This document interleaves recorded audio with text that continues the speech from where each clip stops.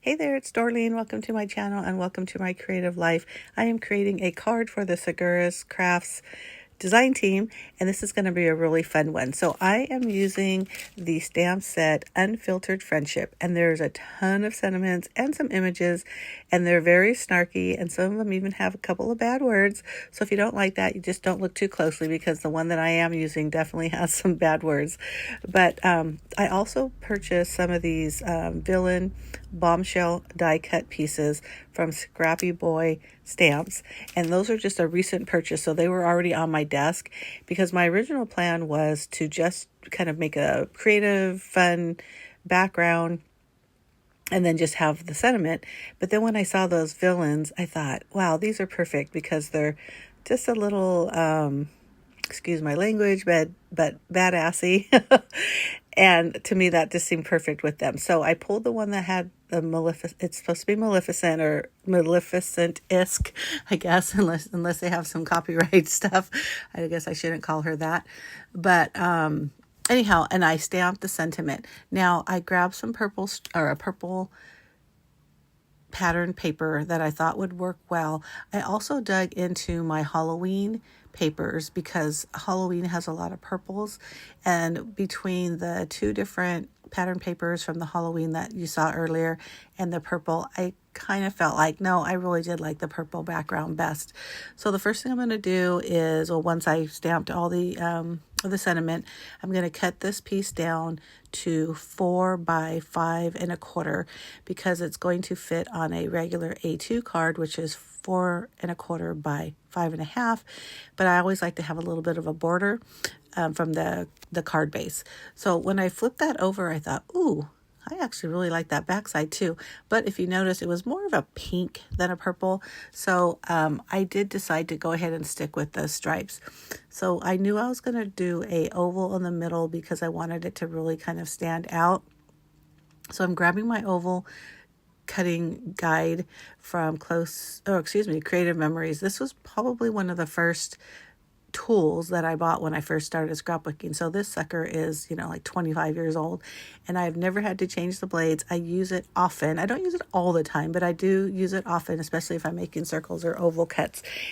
So it was a really good deal. I don't even remember how much it was back in the day, but basically I am going to cut the oval there. Now I'm stamping another sentiment, because as I was kind of playing around with the placement, I thought that other sentiment might be a little too long for where I'm trying to place this die cut versus the oval.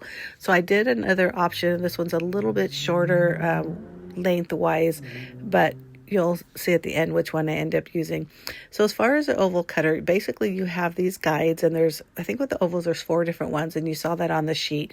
You decide which size you want, and there's 3 different blades. There's a red that goes really close to the guide. There's a green that's just a little bit more than that, larger, and then there's also a blue, and I think the blue is about 1/4 inch longer than the red, so the green is right between there, which is about 1/8 inch, right?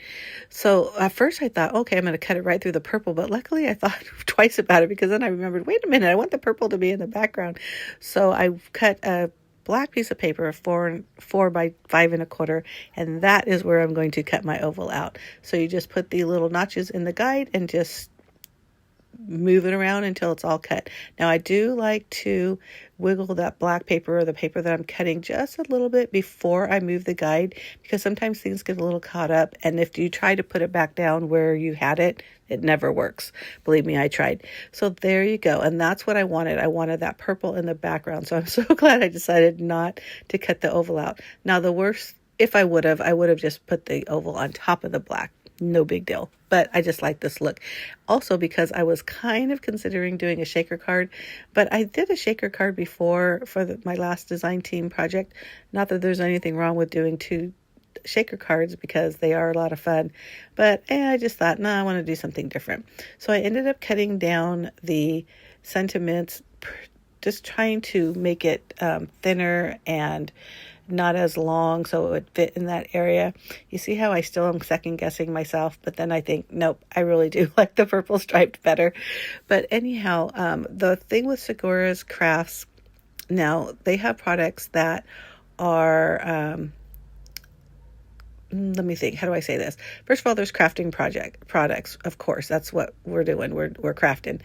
But the mission or what they're all about is basically trying to spread kind of mental health awareness and support.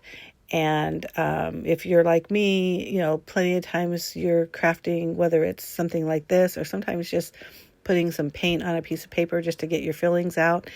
And it's kind of a therapy. And I know for myself personally, it really has been a therapy for me because this is my happy place. And there's no better place than that happy place, right? So if you get a chance, go over to the Seguras Crafts website. I'll have the link in the information box, as well as a link to my own blog and my Instagram account.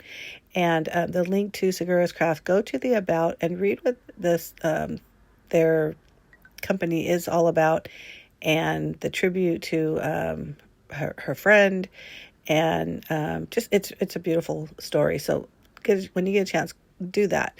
Now back to the card. So I just adhered the black straight away. This is when I decided I wasn't going to do a shaker card, but I did pull out those rhinestones by Seguras Crafts as well, because I am going to bling this up a little bit. Now I'm just centering the sentiment on the bottom part, and at the end you'll see the white card base. So even though it's white and it's pretty stark against that black and even the purple paper, it really looks well once it gets put on the card base. So here I am using some foam adhesive, and this one I got from Amazon, and it's not as thick as a lot of the foam adhesive, so I really, really like it, especially with cards when I think, or I'm pretty sure I'm going to mail it, because the thicker the card, the more costly it is to mail out cards. But anyhow, so that's pretty much the card. Like I said, I'm going to add some rhinestones. I also decided to use this glitter pen to do some faux stitching around the oval, and I do end up doing it around the entire card, or the black base.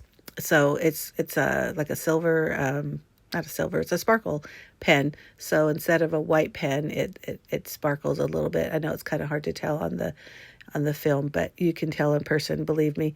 But I'm just going to use my pick tool, add some rhinestones to those places. Thankfully that glue dries clear, so no worries about the little bit of parts that's squeezed out a little bit. And there you go. I hope you do like this card. If you do, make sure you give me a thumbs up. Hit that subscribe button if you're not already a subscriber. I do post 2 videos a week. One is always scrapbooking, and the other is whatever it is I'm doing in the command center, which is the name of my blog and also my craft room. And here you go. Lots of fun. Please check out till the end so you can see the final card, and I know you're going to love it. Look at that. Isn't that fun? Or should I say sassy?